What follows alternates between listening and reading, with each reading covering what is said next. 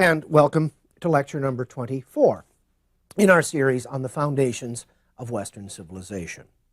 Today we're going to talk about the emergence of a Christian church. Last time we talked about Jesus and we talked about the New Testament documents that tell us about him, and we noted a world of paradoxes, a paradox of a new movement emerging from rather small, backward, out-of-the-way place in the Roman world, a new movement emerging in a world that had large numbers of movements, religious, philosophical, cultural, literary, and otherwise.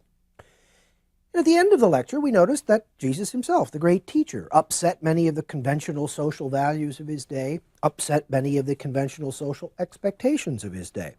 So we were left with a sort of a paradox. You know, if we were going to predict, would this movement be successful, I think quite legitimately, quite honestly, most of us would say, no, this doesn't look like a winner. This doesn't look like something that I would want to back.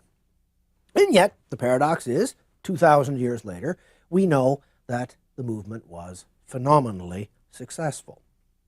So, what I want to try to do in this lecture is talk a little bit about some of the reasons for that success. How can we account for the success? Now, it must be acknowledged right away that a Christian believer could easily say it was the will of God, and that view must be respected. But historians must work with humbler materials and humbler explanations. We have to try to assemble the evidence that we have at our disposal and see what sense we can make of it, see what kinds of explanations we can offer. This is not unlike what I was doing in the last lecture when I said if we look at the Gospels as historical documents and we critique them, we try to understand them as we would any other kind of historical documents.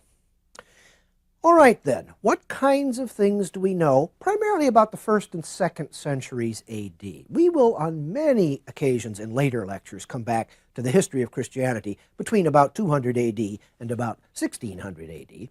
But for now, we want to talk about basically the period of the 1st and the 2nd centuries. What do we know? What happened? How can we explain it? And how did it contribute to the long-term success of the Christian phenomenon? Well, first of all, of course, there emerged a movement. So we might ask ourselves, what sort of a movement did Jesus think he was founding? Now, this particular matter is deeply controversial, and history can provide only some clues. Here again, it's enough just to say, there are hundreds of Christian denominations and sects in the world today, each of them claiming some legitimate connection to the earliest days of Christianity and indeed to the life and times of Jesus Christ himself. Now, on logical grounds, they can't all be right. But it's not my place here to choose among them, to say, well, this one is right and this one is not right, this view is right, that view is not right. Again, what I want to do is simply look at a few sources, a few kinds of evidence, and say, what do we know? Well, if we start thinking about this movement and we start trying to imagine it as some kind of a permanent entity, something with durability, we note some paradoxes. Jesus uses the word church twice. The word appears both times in Matthew's Gospel, both times in the 16th chapter of Matthew's Gospel. Now, it seems pretty clear that Jesus' use of the word church is not synonymous with his kingdom of God. What we also know, however, is that by the 2nd century, church was a name for an institution that had emerged because of the teachings of Jesus. So, a question that each person, I suppose, who cares about this matter has to answer for himself or herself is whether this church of the 2nd century, an institution foreseen by Jesus himself in the 1st. There is no way, on the basis of the historical record, easily or concretely to answer that question, if one is completely honest. Now, we do get some clues. We get some clues from Jesus' earliest followers. For example, after the resurrection, a group of about 120 men met to choose a successor to Judas Iscariot, who had betrayed Jesus. Now, this is interesting, significant, revealing perhaps, because it suggests a certain kind of corporate mentality, that there had been a body of 12, one of their number had fallen out, and then a larger group of people would have to sort of reassemble to bring the body of 12 back up to full numbers. In the Acts of the Apostles, a kind of a history of the Christian movement beginning after the death of Jesus and carrying on, in other words, from where the Gospels leave off with their story. In the second chapter, the 42nd verse, we read, "They remained faithful to the teachings of the apostles, to the brotherhood, to the breaking of the bread, and to prayers." Now that formulation is rather interesting because the way it's put together, it implies that there were communities in existence who were expected or who themselves expected to behave in certain ways. Praying, meeting, the breaking of the bread. There's a sense of a certain acceptable standard of behavior. The apostles, who were the original disciples of Jesus, accompanied him during his ministry on the earth. We meet them with him again and again and again in the gospel stories. And after Jesus' death, they consciously and as a body, they are depicted as being together, decided to obey Jesus' last command to them, "Go forth and teach all nations." Now this again is a little bit like the point that I made about choosing a replacement for Judas Iscariot, a sense of a kind of a corporate group with corporate responsibilities.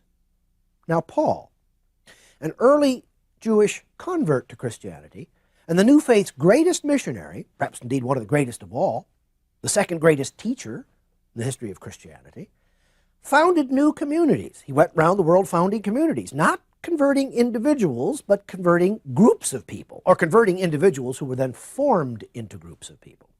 He instituted leaders for those communities, and he corresponded with the leaders of those communities. The leaders of those communities corresponded with him. There was clearly some sense of a network of leaders, and thus implicitly of some kind of connection among these communities. At the very least, they received visitors from one another, they prayed for each other. So again, there is a sense of some kind of a vaguely corporate entity, an entity larger than the individual or even than the individual community. How exactly are we to understand what those communities were? Paul uses the word church regularly of a community in a particular place, the church in Corinth, for instance. Now, let's bear in mind something that I had mentioned in the last lecture. Paul's epistles fall between 49 and 62. In other words, they are earlier than the Gospels. So we're left with a paradox that Paul, in the 50s, is using the word church routinely, but the Gospel writers between the 60s and the 80s, possibly early 90s, are not using the word church. What are we to make of that? Well, in truth, not much. It's just a puzzle that we cannot really explain. Now, from some of Paul's letters, we begin to get hints about the organization of individual Christian communities. As I've mentioned just a moment ago, from his letters we also have a sense that these communities maintain certain kinds of relationships, even if we can't specify exactly what those relationships were, but they maintained relationships with one another. But his letters don't provide us much detail about the nature of that networking, as we might say. What his documents, what his letters do show us, with some clarity, is what the individual communities looked like.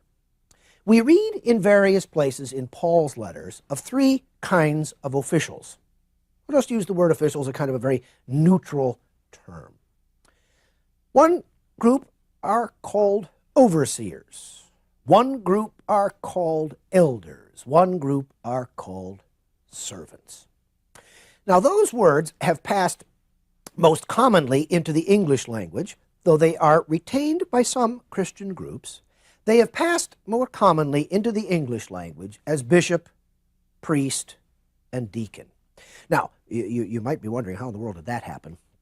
I won't go through too much detail here, but bishop in Greek is episkopos, which means literally, you can hear scope in there, episkopos, to look down upon, to look over. Here is your overseer, you see. Elder, presbyteros. Now that word means quite literally elder in Greek. It can also mean ambassador. It can also be a wise man, someone to whom one turns for advice. The third, diakonos, that gives us deacon in English. But diakonos in Greek, one who, diakonein, one who serves, you see, is the third of these officials. Now what happens is that presbyteros passes by and by through Latin into Norman French, into English, and becomes priest. Episkopos, of course, is a word that passes into the Germanic languages, where it turns into Episkop and then Bischof, for example, in German. But it passes in other directions as well. It becomes vescovo in Italian. It becomes évêque in French. But it's always sort of the same word hiding in one or another of these different linguistic forms. Okay, thus far, names and words. Bishop, priest, and deacon in the customary form, though not every Christian community today would use exactly those words. That's the names. What did they do? Well, it's very hard to see how bishops and priests differed in Paul's thinking. They both presided at worship. That seems clear. They led the worshiping community. They led the prayers of the community. They both taught. That seems clear. They had responsibility for teaching, for handing on the essential teachings of the Christian community. They also were involved in, had responsibility for identifying, bringing on new converts. It appears, as far as we can tell, that every one of the early communities had officers like this. It's not clear whether there was initially a hierarchical distinction. Later, of course, a bishop would be superior to a priest, who was in turn superior to a deacon. Were bishops and priests, overseers and elders, in the earliest Pauline understanding, hierarchical or essentially synonymous? Same name for slightly different phenomena. We just can't say. The sources just won't really permit us to say concretely. Now, deacons, happily, this is a little bit easier. These are clearly people. We hear about the institution, the creation of the deacons, actually, in the 6th chapter of the Acts of the Apostles. The deacons were clearly people, usually but not always men. Usually but not always men. There were diaconesses, or deaconesses, I should say, in the early church. They worked to serve the leaders of the community. They acquired food. They acquired rooms for the Christian community to meet. They oftentimes took alms to the poor, for example. They carried out a variety of responsibilities on behalf of those officials who are named as bishops and as priests. So here there is a kind of a hierarchical relationship. Now, a question we could ask, that again, if we were talking about the 3rd, the 4th, the 5th, the 6th, or the 20th century, we could answer, but cannot readily answer of the 1st century. If you were a deacon, were you on your way to becoming a priest or a bishop? Or was deacon a separate order in which one was going to stay more or less permanently? The sources, again, will not permit us confidently to resolve that question, though we can certainly see, we can make a case for either view. That is to say, to use modern language, that the diaconate was either transitional or permanent. We can make a case for either situation, but we can't say for sure that there was one prevailing view. Now, around the year 100, Bishop Ignatius from the town of Antioch, a very important city in the eastern Mediterranean world, spoke of monarchical bishops. Hoi episkopoi monarchikoi, monarchical bishops. By the end of the 2nd century, or the very beginning of the 3rd, we begin to hear of metropolitan bishops. All right away, we have to say. St. Paul and the Gospels never say monarchical bishops, nor do they say metropolitan bishops. And we don't hear of monarchical priests, by the way, and we don't hear of metropolitan priests, by the way. So clearly, over the course of the 2nd century, but as early as about 100, that's important, as early as about 100, when Ignatius of Antioch is writing, something has begun changing, at least a little bit, in the way the church is structured in the Roman world. Or perhaps, indeed, we can start to talk about a church in the Roman world. We don't have self-conscious Christian reflections on this process. No Christian writer sort of took thought for poor students of the early 21st century and sat down and said, you know, here's what we were doing and here's why we did it. We then, looking back, have to extrapolate. What do the extrapolations look like? It appears that the expanding Christian church was adapting itself to the administrative geography of the Roman Empire. Now, that isn't surprising if you think about it. And remember, we are smack in the middle of the Pax Romana, this age of peace, order, stability, this time of good transportation, of good communications. I mean, one of the very interesting things when you think about, for instance, Paul's letters, is how easily he is able to communicate with quite far-flung communities. All right, the Romans built a large and substantial administrative structure in the Mediterranean world, and as Christian missions grew and as the Christian community grew, the Christians took advantage of it. There's nothing surprising about that. There is here a paradox. We are in a world full of paradoxes, aren't we? The paradox is this. We think of the ancient world because of its great cities. We think of Rome, we think of Athens, we think of Alexandria, and so on. And yet 80 or 90% of the population lived in the countryside. But then, as now, rural populations are spread out all over the place. So if you want to reach reasonable numbers of people, you go to cities. Where did Paul go? He went to cities. Where do we first then begin to know about the administrative organization of a Christian church? In cities.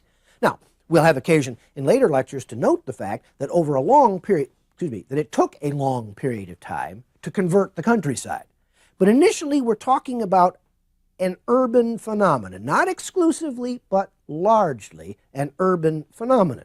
Now, in many of the cities of the Roman world, there began to grow up a number of different Christian communities. Now, we could say parishes today, but that would be a little bit anachronistic, but it may give us a vague sense of what was going on. In other words, a group of communities began growing up inside individual towns. Now, in many of these cities, we can't say confidently in all of them, in many of these cities, the oldest priest, not wisest, richest, most famous, best family, something, the oldest priest, and how many times in ancient history have we noticed situations where old equals wise, from wise old Nestor in the Iliad, to the assembly of the old men at Sparta, to the Senate, the assembly of old men in Rome.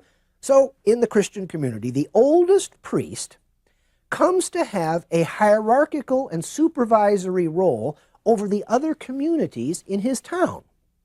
He becomes, in a quite literal sense, an overseer, an episkopos.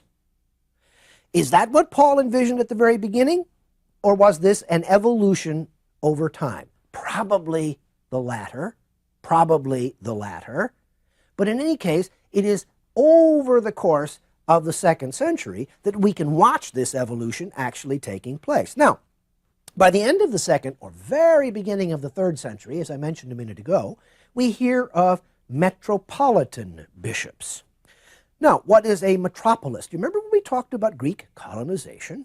The mother city, the metropolis, sends out colonies, sends out children, as it were. In the administrative geography of the Roman Empire, capitals of provinces were metropolitan cities. They were sort of by, not literally but figuratively, the mother city of the children cities of the province. I've emphasized several times already that Rome ruled through cities.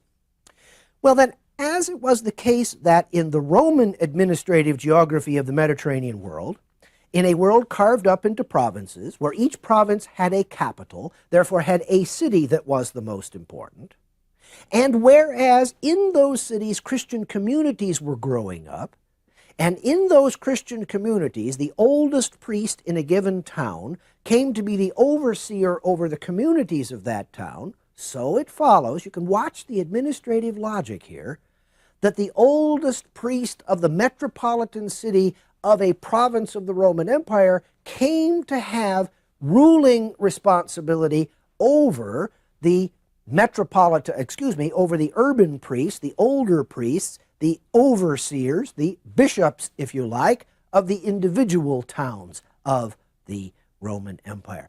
Now, some centuries later, these metropolitan bishops will come to be called archbishops. And then what we have is a system which is archbishops with bishops under them and with priests under them. But over the course of the 2nd century, we can watch that situation begin to evolve and elaborate. But as I say, no author at the time took thought for us and said, here's what we're doing, here's why we're doing it, here are the principles upon which we're operating. We have to look back and extrapolate from what we know to what they were thinking. Now, another important thing that began happening in the 2nd century is this. A group of writers whom we call the Christian apologists began to explain the new faith to the ancient world. So a first point that I've made then is that over the course of the 2nd century, and maintaining certainly some faith with the teachings of Paul himself and perhaps of the gospel writers, an administrative organization began to arise. That's one element of the movement. But a second element of the movement is a clear definition of, a clear delineation of the ideas, the doctrines, the teachings of that movement. Now you may say, but don't they already have that? Don't they have that in the Gospels? Don't they have that in the epistles? Well, the answer to that question is yes, but they have it, for example, in something like 20 Gospels, of which only 4 became canonical, became official. In a later lecture, we'll talk about that process of canon making. We have lots of other letters, we have other treatises, we have other writings. And I've also mentioned, which I should say did not become canonical, and I mentioned, excuse me, and I mentioned already that Paul, when he was writing to various communities, I think I instanced Corinth, saw controversy. So one of the things that began to happen in the 2nd century, in what we call the post-apostolic age, or what we may also think of as the post-biblical age, is that a group of Christian writers, whom we call the apologists, began explaining their new faith to the ancient world, no longer claiming that they were writing, as it were, the Word of God, God's revelation, that to be found in the Old Testament, the Hebrew Scriptures, and the New Testament, the Christian Scriptures, but now, in a sense, commentary, explanation. Okay? Now, quick word on apology. When we call these 2nd century writers the apologists, we must make very clear that these are not people who are going around saying, oops, excuse me, I'm sorry, I'm a Christian. Apology, in its Greek sense, is a careful, principled defense of a position. So an apology is a defense of a position. It's not, whoops, I'm sorry. That's apology in a very different and much later sense. Okay, the first of the apologists to whom we might devote a moment's attention was Justin Martyr. Now, he lived from about 100 AD to about 165, and he wrote a book called A Dialogue with Trypho the Jew. Now, what's interesting about this book is it appears that among large numbers of people who were not particularly well disposed towards Christianity, there was a growing sense that Christians were really just a renegade sect of Jews. There was also a growing sense among at least some people that Christians were somehow inevitably hostile to the Roman Empire. So, Justin Martyr writes his dialogue with Trypho the Jew to differentiate between Christianity and Judaism, to say these are two separate things, they are two different things, and then also to tell the Emperor Antoninus Pius, one of the 5 good emperors about whom we spoke in an earlier lecture, to tell Antoninus Pius that Christians were good and loyal subjects of the empire, that they were no concern to him, he needn't bother himself about them. Now, Bishop Ignatius of Antioch, we met him with his phrase monarchical bishops a moment ago, born about 35, died in 107, began writing a whole series of letters to other Christian communities, affirming basic Christian doctrines and warning against false teachers. Now, what's very interesting and revealing about Ignatius's writings is that there's a growing sense that there's an authorized way to understand what Christians believe, and that there's some sort of bad guys out there who have ideas all their own, or who have ideas that are a little bit kooky and who should not be paid attention to. So we can see then across the course of the 2nd century not only a growing administrative organization, but we can see a very clear sense that Christianity was a distinct faith. It was not a version of something else. It had teachings that were regarded by some, though not by all, perhaps, as authentic and binding. Now, let's put all of this into slightly different terms and say, What kinds of factors can we, as historians, point to in accounting for the success and the spread of Christianity? Well, we must acknowledge in the first place that most of those who converted were not articulate. That is to say, they were not literate people. They didn't write books. They didn't leave documents. But those who were quite regularly stressed the compelling nature of Christianity's basic teachings. So before we turn to political or social or economic or other kinds of arguments, we must acknowledge what a great many writers in antiquity themselves acknowledged. Christianity won people to itself because of its fundamental teachings. Even Christianity's bitterest foes praised the admirable quality of the lives of Christians. Now, Roman satirists, remember we talked about Roman satirists 2 lectures back? But not only Roman satirists, Greek philosophers and large numbers of other people had pointed very often to the fact that in the ancient world there were people who espoused grand philosophies and led lives completely out of accord with the philosophies they espoused. That had become almost expected, that kind of hypocrisy. It had become the norm. Christianity was different. These people claimed to value certain ideals, certain ways of living, and then they actually did it. The heroism of the martyrs attracted people. Now, we'll have occasion to come back to martyrs in a couple of different ways in later lectures. But from the time of the Emperor Domitian in the late 1st century A.D., Christianity was illegal. Now, Christians weren't always and everywhere systematically harassed all the time. But there were occasional outbreaks of harassment, of legal prosecution of Christians, right down to the very early days of the 4th century. And the way Christians faced their fate won for them the admiration, perhaps indeed the grudging admiration, but nevertheless certainly won them the admiration of many of their contemporaries. Christianity was a universal faith. It was open to all ethnic groups, to all social classes, to both genders. Most ancient religious and or philosophical sects, movements, traditions, groups, call them what you will, tended to be exclusive. They were based in a certain place. They were based on a certain group of people. They were based perhaps on a certain occupation. They were for men only. They were for women only. Christianity came along and said, this is for absolutely everyone, and for everyone equally. It wasn't more important for one group or another. The early Christians had a battle over that. Would Christianity be essentially a Gentile phenomenon or essentially something that remained focused on the Jews? They decided it would be a Gentile phenomenon without excluding the Jews. In other words, it would be for all people. Now, in some ways, interestingly enough, the opposite of that point is that Christianity was an exclusive faith. Christians could not simply add one more God to all the old ones. They had to renounce all their other allegiances in order to maintain a Christian allegiance. Christianity was compatible with many aspects of classical culture, but particularly with Stoicism. The brotherhood of all people, knowing your role and playing your role, accepting your position, understanding principles like natural law, universal right and wrong. So Christianity didn't come in utterly from left field as something wacky. Christianity sounded. The differences sometimes were only superficial, but sounded like other classical teachings. Christianity was an historical faith. Jesus had lived and taught in the present. Roman writers, Tacitus, about whom we spoke, mentioned him. This was not one more myth placed at the dawn of time, placed way back at a point where all reasonable people would take it to be ludicrous, preposterous, made up, and invented. Christianity had a particularly strong appeal to women. I mentioned, for example, that Jesus is quite regularly depicted among and around women. Now, Christianity early on denied women formal organizational administrative positions. That's true. But it's also true that Christianity accorded to women a kind of status, a kind of dignity, a kind of importance in their person, and it valued their domestic roles, and it valued their marriages, for example, in ways that pagan cults had not usually done. And as we'll see in later lectures, the way into the Roman aristocracy was through women. Christianity developed a large-scale, highly articulated organization. We've already started hinting at this, and in later lectures we'll pick up more views on it.